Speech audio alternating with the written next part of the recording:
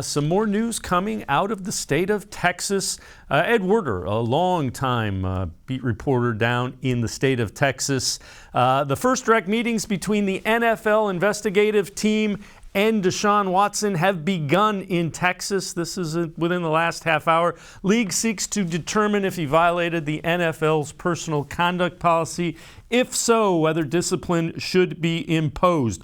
Also important to note, that discipline a little different in that there's an independent arbitrator who makes a recommendation. But is it really different? Here's Mike Florio about the process of suspensions now.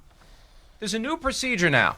The league basically indicts a player now, and then there's a separate person, a disciplinary officer, hired and paid by the league and the union, who takes it from there and pushes it through to a hearing. And then after a decision is made on discipline, the commissioner has appeal jurisdiction and final say. And at the end of the day, it's still up to whatever the commissioner wants. As long as the disciplinary officer administers any amount of discipline, the commissioner can take it and expand it into whatever he wants. So, for example, the league could say we want him to be suspended for the full year. The disciplinary officer could say, okay, my final ruling is 1 game. And the commissioner on appeal can say, nah, it's a year. Yeah, right. That's how meaningless this external process is.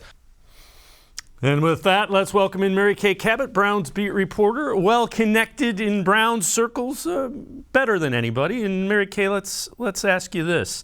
Is it really? I mean, the appeal process was the players' union didn't like that Roger Goodell was judge, jury, and everything. Has that changed at all? Well, it has changed in that they have appointed the independent person to determine any possible fine or suspension. That is former U.S. District Judge Sue L. Robinson. She's the one that will determine what the discipline is, if any. But then I think, as Mike Florio pointed out there, and as is spelled out in the policy, this is very clearly spelled out in the CBA, that Roger Goodell could change whatever Sue L. Robinson comes up with. He can amend it, he can increase it, he can decrease it. If she doesn't do anything, he can't add a discipline.